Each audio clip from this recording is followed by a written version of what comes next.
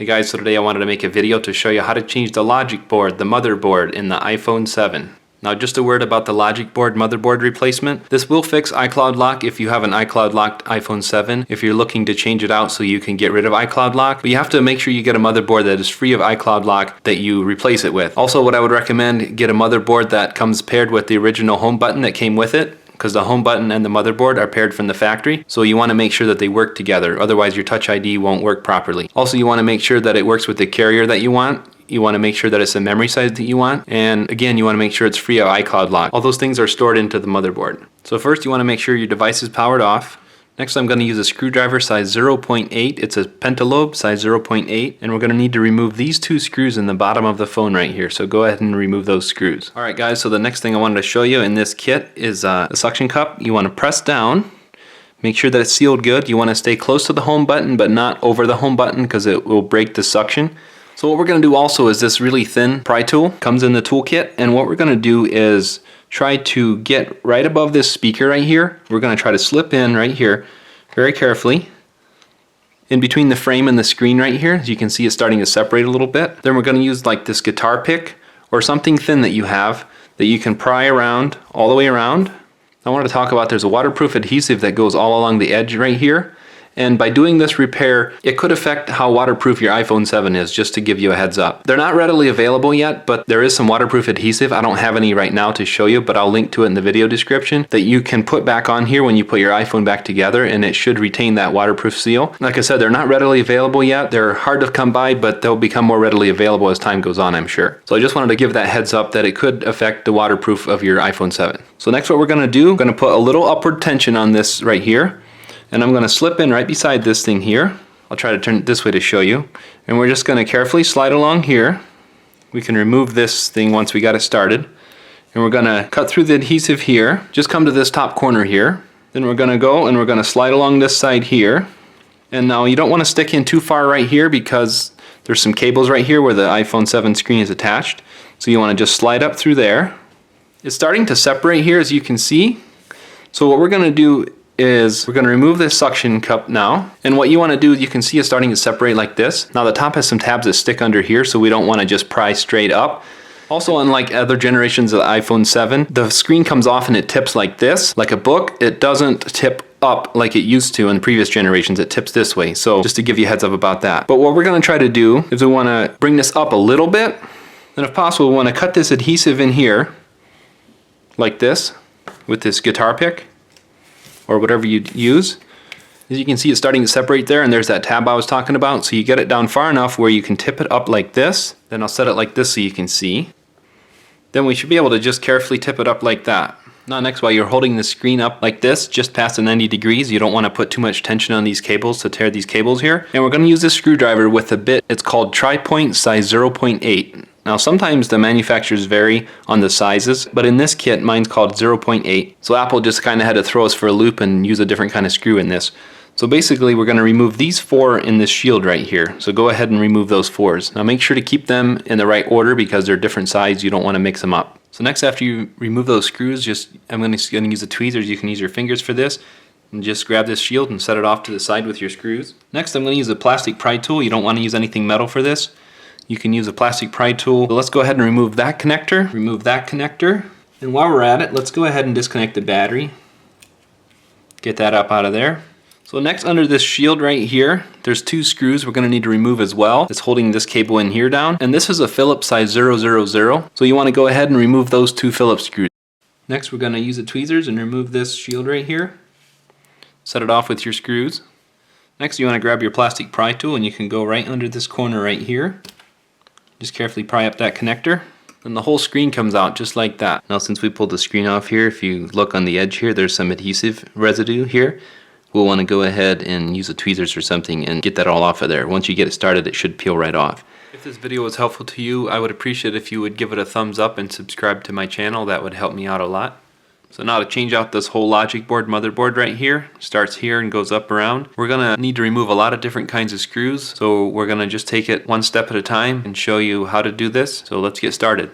First of all, we're gonna need a Phillips screwdriver size 000. Also on some screwdrivers it's called 1.5 by 45. What we're gonna do is remove this screw right here and this screw right here. on the opposite corners of this rear camera.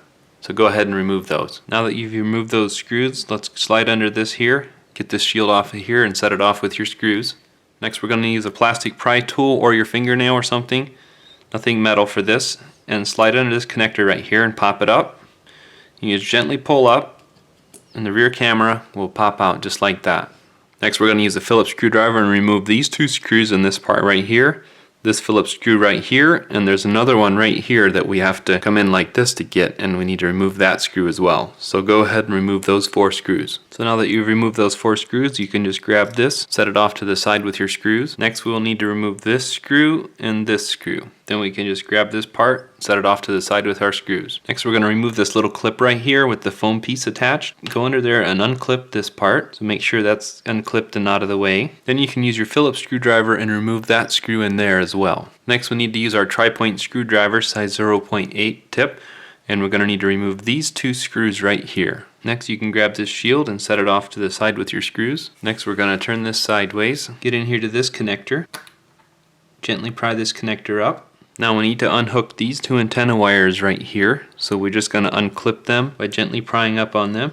Then we can slide them out from behind this clip right here so they're loose. Now we're going to use a little flat screwdriver for this. Mine is size 2.0, yours may vary a little bit in size. And we need to remove this screw right here and this screw right here. So go ahead and remove those 4. Now next we're going to use our SIM eject tool, and we're going to remove the SIM card tray. Now next we need to remove this connector right here, so unclip that out of the way. Now we're ready to lift this board out of here. We need to watch a few things, we need to be very careful. So I'm going to use something plastic for this. You can just gently use your finger or something. So we want to carefully pry up here, and you want to watch this connector here so it gets past there. Then as we're tipping this up, we can kind of get it up past this right here, and then the whole board is free to come right out. So next, grab your new motherboard, set it down in here. Make sure to slip in under this thing right here. Now you want to watch this connector right here so he doesn't get in the way. Watch this connector up here, and watch these antenna wires right here. Gently get them out of the way. Now since it's setting down in there nice, let's go ahead and put our 4 flat-headed screws back in there. So just a double check, one goes down here, one goes here, one goes here, and one in this corner. So that's where the 4 flat-headed screws go. Also, when you're doing this corner flat screw, make sure to put that connector that's there underneath the screw, not above the screw. It has to go on first and then the screw goes through it.